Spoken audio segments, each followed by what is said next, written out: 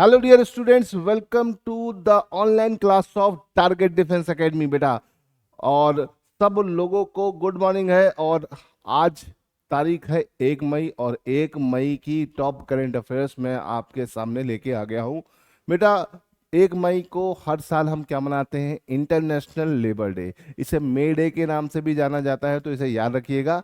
आज क्या है? आज है इंटरनेशनल लेबर डे। और हर साल इंटरनेशनल लेबर डे बेटा हम लोग 1 मई को सेलिब्रेट करते हैं, इसे ध्यान रखिएगा। और बहुत सारी इंपॉर्टेंट करंट अफेयर है जो हमें आपके साथ डिस्कस करनी है, तो वो आज हम डिस्कस करेंगे।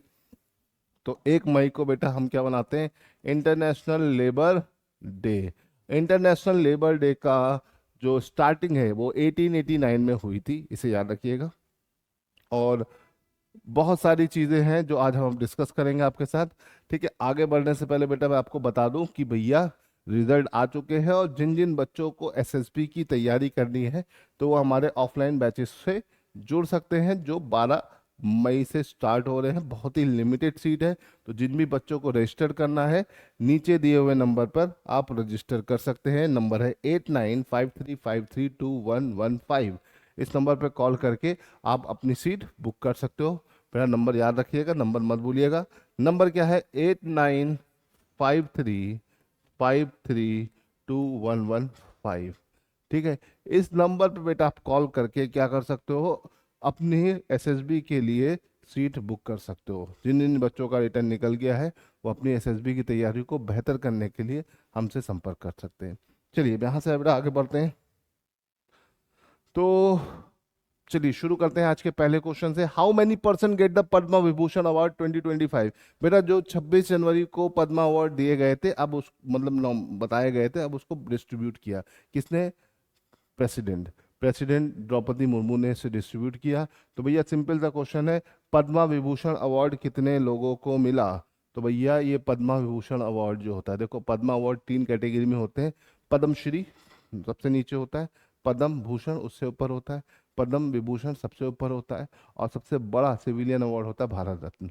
तो पद्म विभूषण इंडिया का दूसरा सबसे बड़ा सिविलियन अवार्ड है, और इस बार ये 7 लोगों को दिया गया। कितने लोगों को दिया गया बेटा? 7 लोगों को। श्रीमती कुमुदनी रजनीकांत लाखिया, श्री पंकज पटेल, श्री चंद्रकांत सोमपुरा, श्री परमार, श्री रतन कुमार, श्री सुरेश हरिलाल सोनी, श्री दुर्गेश शुक्ला और चंद्रकांत सेठ। इन 7 लोगों को बेटा दिया गया है ना। इनके चित्र तो मैंने लगा दिए हैं, लेकिन हम इनके बारे में थोड़ा सा बात कर लेते हैं। ठीक है, तो पद्मा अवार्ड की बेटा अगर हम बात करें तो इस बार 139 पद्मा अवार्ड बांटे गए, जिसमें पद्म विभूषण कितने बेटा? 7 है। 19 आपका पद्म भूषण है, और 113 पद्मश्री है। ठीक है, इसे याद रखिएगा। ये पहली बार ऐसा है कि 120 से ज़्यादा पद्मा अवार्ड दिए गए हैं। और अगर हम बात करते हैं किसके बारे में, पद्म विभूषण के बारे में, तो D N रेड्डी को मेडिसिन की फील्ड से मिला है। कहाँ से है ये? Telangana. Justice Shri Jagdish Singh Kher, public affair Chandigarh, है ना। ये जगदीश सिंह खेर हमारे चीफ जस्टिस ऑफ इंडिया भी रह चुके हैं। ठीक है। कुमुदनी रजनीकांत लाखिया, आर्ट गुजरात। ठीक है। L सुब्रमण्यम कर्नाटका, आर्ट के फील्ड से हैं। M T वासुदेवन नायर, ये इनको मरने के बाद मिला, पोस्टमस मिला है लिटरेचर और एजुकेशन में। कहाँ से हैं? केरला से हैं। ओसामी सुजुकी, ओसामी सुजुकी इसमें बड़ा नाम है, याद रखिएगा। सुजुकी के फाउंडर हैं। ठीक है, जापान से हैं। ठीक है, और उनको ट्रेड और इंडस्ट्रीज के मिला है। श्रद्धा सिन्हा को भी इनकी डेथ के बाद मिला है। ठीक है, बिहार से हैं, बिहार की कोकिला कहलाती हैं, और आर्ट की फील्ड में मिला है, इसे ध्यान रखिएगा। ठीक है, दीज आर वेरी इंपॉर्टेंट, है ना। क्लियर है? ठीक, अब ध्यान दीजिए, देखिए यहाँ पे मरने के बाद M T वासुदेवन, सुजुकी और श्रद्धा सिन्हा को मिला है, तो इनके नाम याद रखिएगा।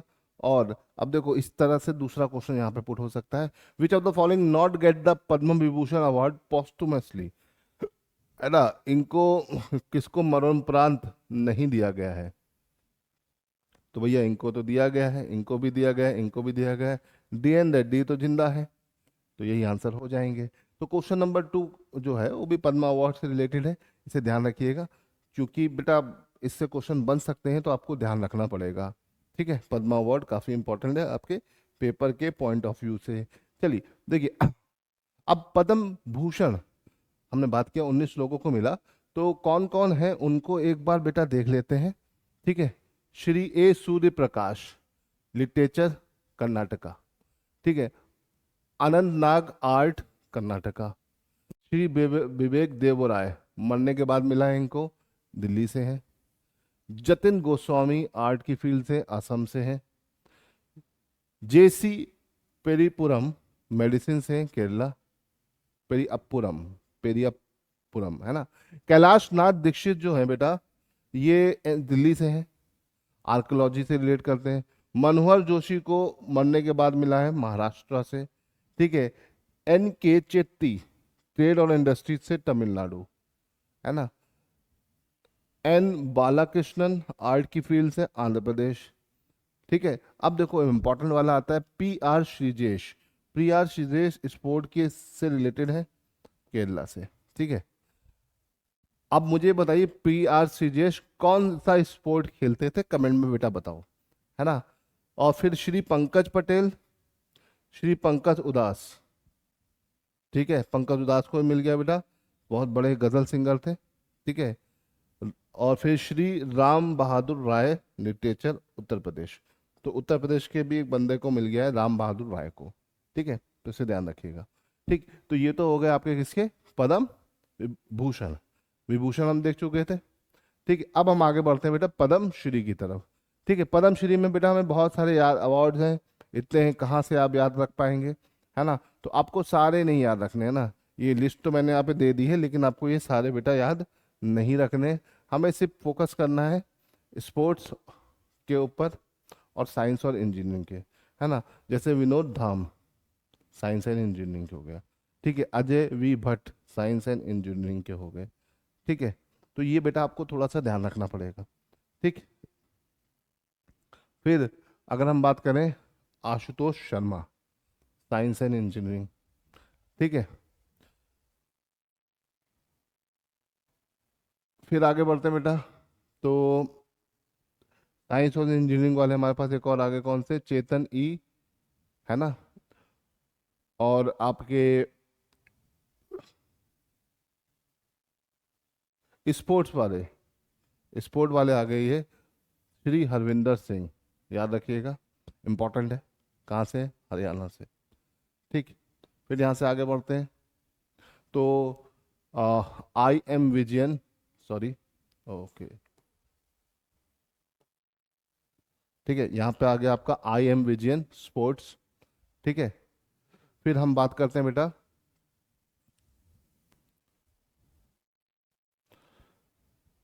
Science and science and tech engineer, M D Srinivasan. ठीक है, फिर जितने भी इंपॉर्टेंट वाले हैं जो आपके एग्जाम पॉइंट ऑफ व्यू से इंपॉर्टेंट है, उनको हम देख रहे हैं। देखो ये स्पोर्ट्स है, अश्विन, आर अश्विन को तो बेटा आप लोग जानते ही हैं। आर अश्विन तो क्रिकेट से, तो आर अश्विन को मिला है, बड़ा नाम है, काफी बड़ा नाम है। बड़ा मतलब इन सेंस जाना पहचाना नाम है ना, याद रखिएगा। ये सब बड़े लोग हैं, बट आर अश्विन काफी फेमस है, आप लोग उनको जानते हैं, इस वजह से आर अश्विन को पद्म श्री मिला, इसे ध्यान रखिएगा। इन्होंने अभी रिटायरमेंट ले लिया है, तो उसके बाद इनको ये अवार्ड दिया गया है।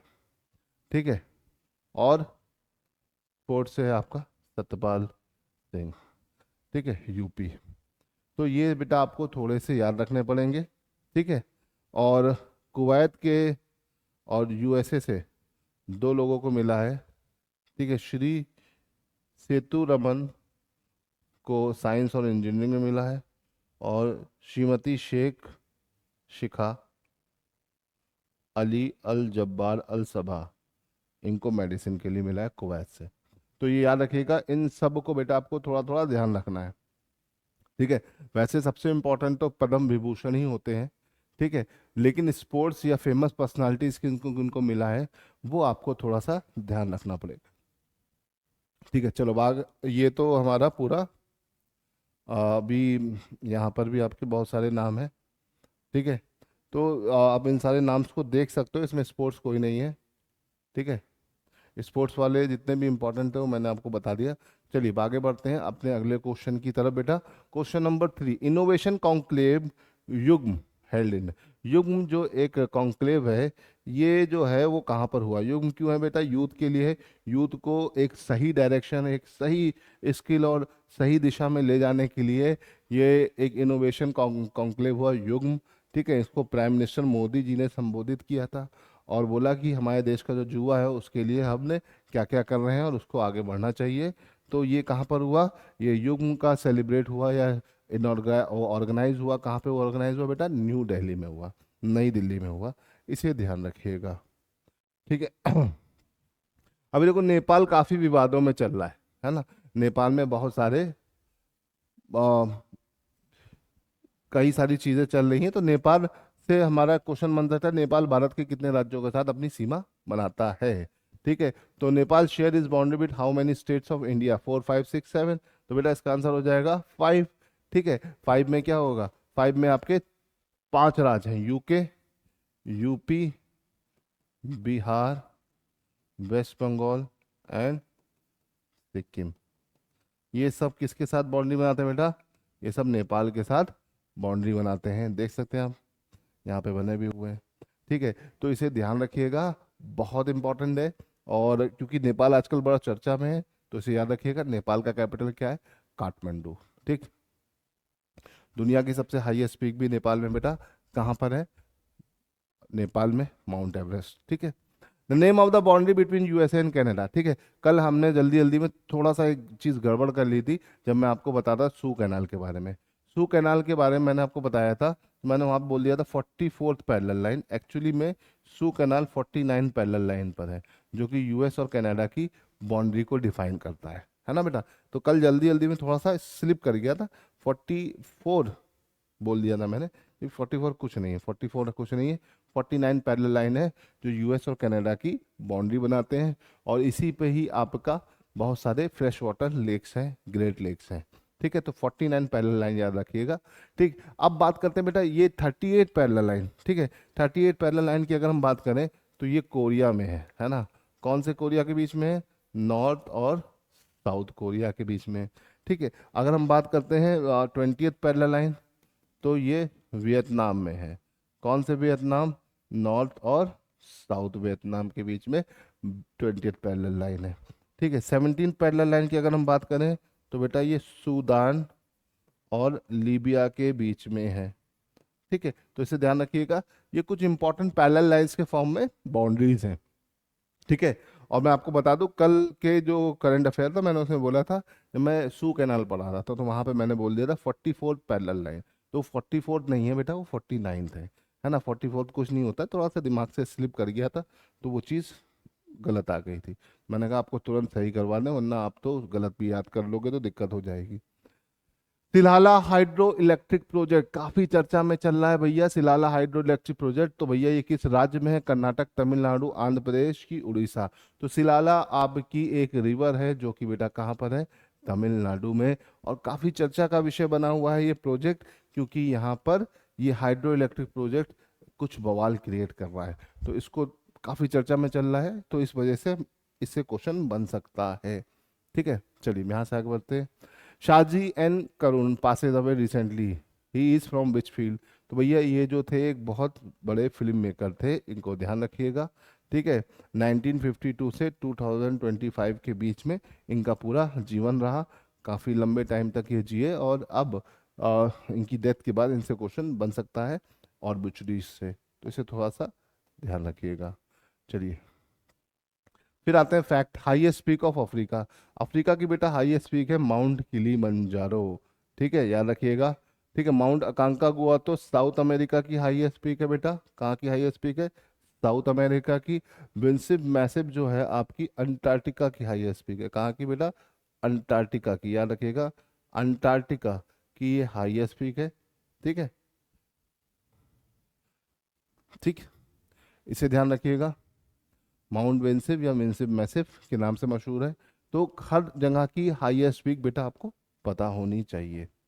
ठीक है, चलिए अब आगे बढ़ते हैं। Who discovered X-ray? भैया जिसने एक्सरे डिस्कवर किया था उसको मिला था क्या, नोबेल प्राइज, पहला फिजिक्स के लिए, है ना, नोबेल प्राइज। फिजिक्स की फील्ड में सबसे पहला नोबेल प्राइज किसे मिला था बेटा, मिला था W.C.